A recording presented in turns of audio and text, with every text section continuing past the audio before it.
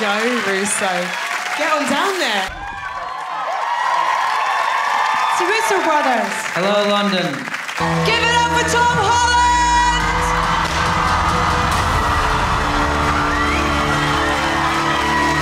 Please welcome Letitia Wright! Go crazy! For Tom Hiddleston! Please give a huge welcome to Benedict Cumberbatch!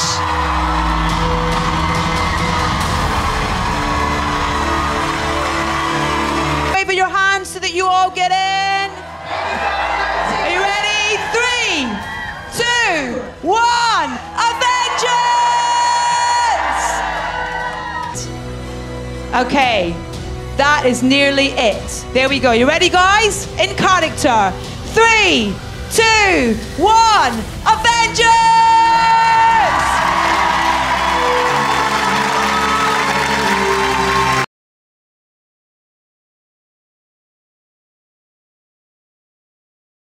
It's weird, it's surreal. I mean, I know this building from old, but it's a new lease of life that's getting tonight, I suppose. It's going to be really exciting. I mean, I've seen a little bit of the clip that they're going to show, but you know, this is such a fan-driven enterprise and franchise, you could call it. That's a terrible one. But I think they're going to be in for such a ride on this, with so many cliffhangers and questions unanswered and unanswered, and it's a great pull into a massive sort of history-ending chapter of this enterprise. So it's really exciting. It's so frustrating not to be able to sort of say there's this and there's that and the other. But I mean, you know, expectations are really high, and I hope we meet them. But certainly, as a page-turning reader for the first time, I couldn't believe what they were getting away with plotting. It's very exciting. Daunting, really daunting. Yeah, of course, and not just because of their prowess in the film industry, but also these characters have been on arcs now for 10 years, so it's it is a little bit nerve-wracking. It's a bit, you know, you feel it's not small fish in a big pond. They're very welcoming. It's just how to fit in with your character and facilitate that, as well as hold on to the integrity of what you've done. In my case, one standalone film. So, yeah, they made it easy though. I had a great time doing it. I think a little bit, yeah. There's some stuff we might have to retro-engineer if he makes another appearance in a standalone film, but yeah, he does some crazy cool stuff, and also I think he plays less the sort of petulant adolescent. He's more the grown-up in the room, as far as the two goateed egos that meet, as we know from the clip that's shown tonight. Him and Stark share some screen time, which is obviously it's fun. It's great to have those two in the room. Like the Russos said, they really wanted to see that. Kevin wanted to see that. Frankie said, I wanted to act with Robert Downey Jr. Who wouldn't? He is heaven. He really is. He's a great guy, and he's a shining example of how to be a good leading man. And he's just very inclusive and facilitates you having a good time. Make sure you've been taken care of in Georgia, Atlanta. It's just the whole thing. He's very cool. Oh, massively, I think. You can't take yourself too seriously, and neither should this material. It's, you know, it's high-end tentpole entertainment, but it's also, it should be a great deal of fun. But there are, you know, there are emotional turns in this, and there are some, like there always are with Marvel and any pop culture. There's a sort of footprint of whatever political, social zeitgeist is around, and these characters came into being on the page through the drawers and the scripters, you know, who were writing during the First World War, second rather, and the Cold War, and then you know, the occult in my case with Doctor Strange, where Eastern philosophy started bleeding over into Western culture. So these things are always impressed upon by those things, but we keep it light. And I think that's what Marvel does brilliantly. It's balancing the kind of profane with the profound. I mean, you know, it's grossed what, $14.7 billion. So that says it all. They're the ones stumping up the money for the tickets. So. It's incredibly important, and yet I think what they've done brilliantly is both manage expectations for the comic book nerds and experts, as well as the film buffs, and also confound those expectations at times. Kevin Dunn, Victoria, obviously, and Louis D'Esposito as well. But I don't think it would be possible to do a fan's justice without Kevin. He's extraordinarily embroiled in the whole world, and you know, God knows. I mean, he verbally explains it, but the kind of post-it note version of the mass storyboard of this is like a pinnacle of. It's a work of genius that he's managed to construct all this for 10 years. You know, people have had families, people have had life-changing things, and yet, you know, here we are, and he's still inventing it, still bettering with every film, and those brothers are something else. To watch them work together that's pretty cool.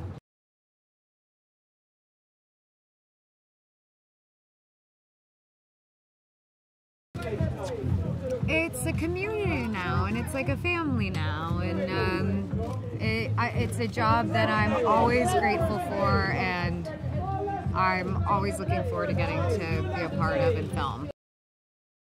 Well, you're going to see 30 minutes of it. I haven't seen those 30 minutes, so I'm in the same page as everyone. I'm like on everyone's level. I'm excited to see whatever it is that they're presenting. Well, these movies are made by fans for fans. We're not trying to get 5 stars. We're trying to make fans happy. And so I think as long as that's the goal, with so much heart and so much care, then I think we're doing, hopefully, the right thing.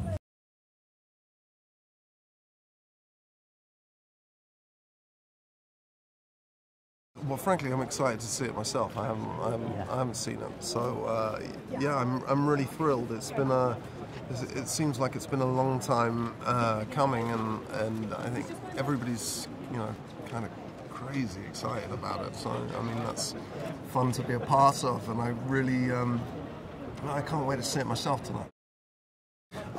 Vision's, you know, trying to figure out what it is to be human, and he's kind of falling in love. Yeah. You know what? We've all been growing older and grown up. You know, it's been 10 years, and we've all gone through real life stuff. You know, people have got married, and people have got divorced, and people have had children, and you know, real life stuff. And it would be wrong to just, you know, single out one person. You know, it's a really unique experience usually for film actors, because usually you're just working with different people all the time. To have to work with the same group of people for that many years, it's been a real privilege, and you know, we're a family. Everybody was very welcoming. Yeah. They can expect the biggest movie of all time, which is really what it is. I mean, I've never been a part of anything like it. Most film sets feel the same, no matter how big the budget is or small the budget is. They kind of feel the same. And this one, you were aware of how massive it was the whole time. They are movies that are made by fans. Kevin Feige, when I first came, Kevin Feige, who's, you know, runs the show. When I first came on set to do makeup tests for Vision, he kind of cried. You know, he's a real fan. It's the whole reason that the movies get made, the whole reason the movies do well, and I think they feel like they're in safe hands with Kevin and the team and the Russos.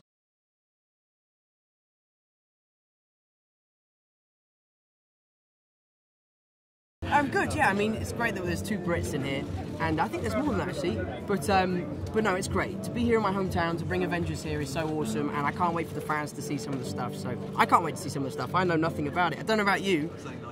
Oh, okay. I love Benedict. Ooh, a lot has changed. You know, he is taking on something that is bigger than any of the Avengers could possibly have imagined from the beginning of the MCU. So you can imagine he's a little bit out of his depth. But as Peter Parker always does, he figures out a way to triumph. You know, wasn't made to feel like the new kid, you know? That's what's so lovely about this group of people, is that they're all so kind and cool and down to earth, and everyone's very welcoming. So I had a really nice experience getting to know them all, and becoming friends with them, and getting the chance to work with them all. Dude, like the biggest fan. I remember seeing Avengers 1 so clearly, and I absolutely loved it, and ever since I've been a huge fan. I've seen, I mean, every film countless times, and I actually managed to get to see Black Panther a little bit earlier by ringing Downey and asking him if he had a screener, because he gets sent them all super early because he's like the Godfather. So I actually went over to his house to watch it with him, and so I'm a real big fan. Oh my God, working with Chris Pratt was pretty awesome. You know, he is so funny, he's so fun, and he has such great stories about his career and about the industry, and he's also just super talented, you know. I found it quite difficult because he would make me laugh so much, you know, and he's the man. I absolutely love him. He's just a beast, man. He's a beast. He has the mind, he's got the power. I mean, just wait and see, man. I don't want to give too much away, but he is really not someone to pick a fight with. I think that's something you have to just get used to as a Marvel actor, you know. I mean, the films are so sort of perfectly balanced with comedy or drama and action and stuff that you kind of get used to it. So after Spider-Man 1 and Civil War, I kind of got the hang of it. And, you know, working with directors like the Russo brothers, they're so good at guiding you on the right path and telling you what they want, and then they're really good at listening what you might want, and you find a little middle ground, and, excuse me, it's really good.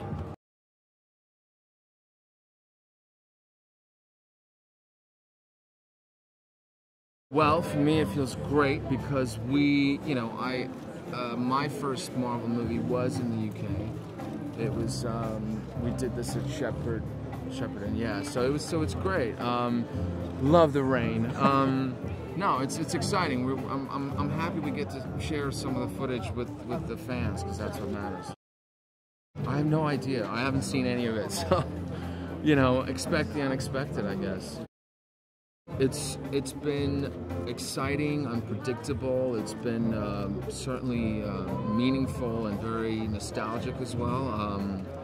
I think 10 years that I've known some of these people, it's sort of bizarre in a way, and you just never want it to end, you know. But everybody grows up sooner or later, so you know the party's gotta you know come to an end at some point. Hopefully not tonight. For me, it's a lot of fun. I enjoy playing my character because he's always, you know, in all kinds of sort of swings left or right, I guess. Very ambivalent character, so it keeps me guessing. It keeps me going, excited to go back to work whenever I get the call. Well, I look forward to finding that out myself. Not very unlike Bucky himself in this film. I have been told very little other than the fact that, you know, he is the greatest threat to mankind. I think that there's a psychopath sort of, you know, kind of lack of empathy, lack of remorse, lack of humanity in this particular villain that I think makes him, not to mention with all the other physical sort of attributes that he has, makes him be a real threat, I guess. But we'll see. For me, it's a treat, you know, because I love the stuff I got to do on The Winter Soldier and then Civil War, and I love the stunt team. I mean, they're incredible, so talented, and so getting to work with them again was extremely special for me. And then, anytime I get to revisit that, I kind of feel like it's epic. I got my knife back this time around, so that was kind of nice. They allowed me to have a knife again. No, well, they've been around doing their own thing. I think more than anything, you know, it's about sort of seeing how everybody kind of wraps into one, you know. How does everyone get along? I think there's the question of tone, and you know, that's what I would be most scared and most look forward to seeing, is how the Russos were able to merge all the tones of these films into this one movie. But everyone got along really well. I mean, it was just, yeah, I don't know. It's just kind of a bizarre Thanksgiving of sorts. That's how it felt.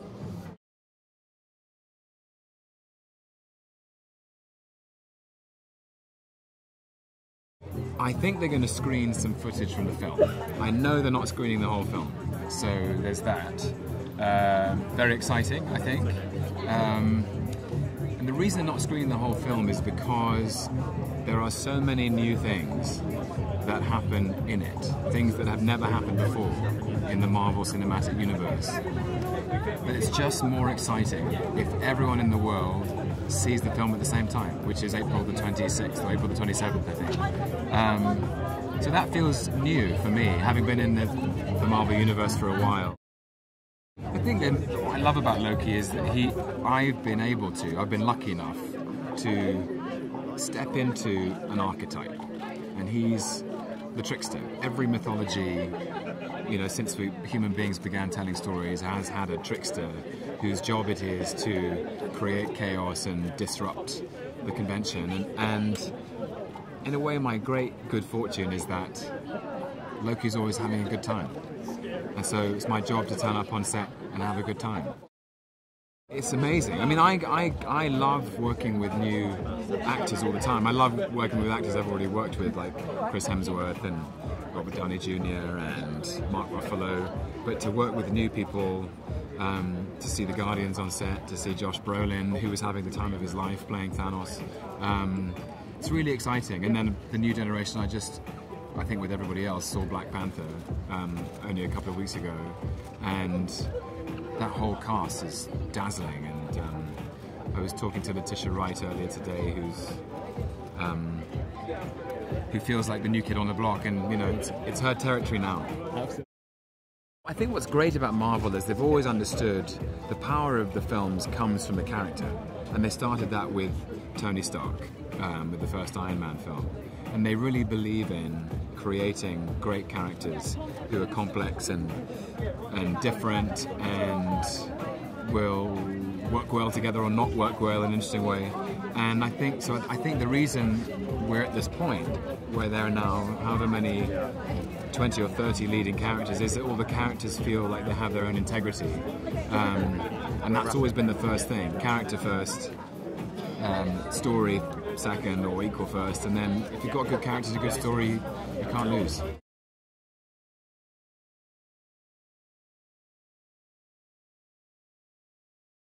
Oh, it's brilliant. It's like the turnaround is so much, it's so big, so just trying to just take it all in. So it's kind of surreal. I'm still trying to digest it all. It was cool. It was cool. I felt like, and Spider-Man took his first bite of that spider, and put on this mask and a superhero costume. I felt like on top of the world. So I'm just really grateful to be a part of it. I think my highlights was working with Mark Ruffalo. Like, I love him. Like, he's just fun and cool, and he was just always like helping me out and giving me advice. So all love to Mark Ruffalo. She's still about helping out for the nation and helping out everybody. Like, she's still about coming together, doing teamwork and just helping out where she can. So I'm really, really proud that she's a part of this. As I started to just become more of a Black Panther, member, I had to research and know my stuff. So I really love the world. I'm really grateful. The fact that Marvel keeps delivering every single year, and they keep finding amazing ways to bring these very high A-listers together, and bringing stories that we want to see and making it relatable. So Black Panther was did so well because I really could kind of like just understand the story and connect, and then this one as well, we're bringing all of that together and having fun. So hey man, it's Marvel, they do it well, so I'm proud to be a part of it.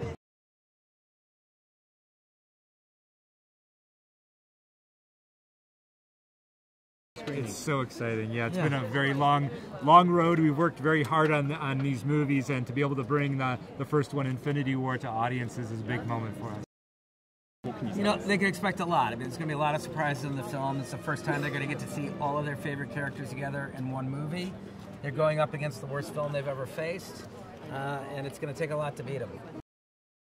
Well, he wants something that's in direct conflict to what they want, meaning he wants to destroy half the universe to try and bring balance to it.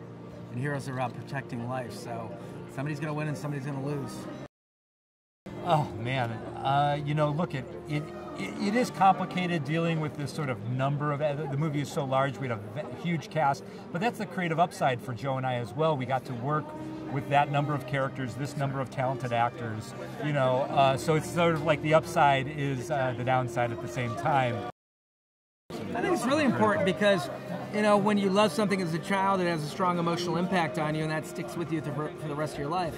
we're very passionate about these characters. We're passionate about these stories. We understand them. We understand the mythology behind them, and we want to tell the best story that we can. I mean, that's always the approach with us, is to balance. And you want to make sure that there's humor in there when there's heartbreak. You want to make sure that there's intensity and heroism, and that, you know, and that the whole thing works together in concert with each other. That nothing ever really overshadows the storytelling or the characters. You know, in a lot of ways it does. Everybody trusts each other. Everybody really understands how they work.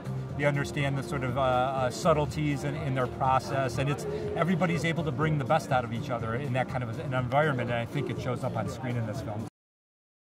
I mean, it's hard, but, you know, everybody involved knows that the story sort of drives everything. So it's really about what's the best story that we can tell, and then how do we all serve that. But I will say this, when you do get to the end of this film and you start to see the actor cards appear on screen, and it just goes on and on and on, it's a pretty stunning thing. Yeah.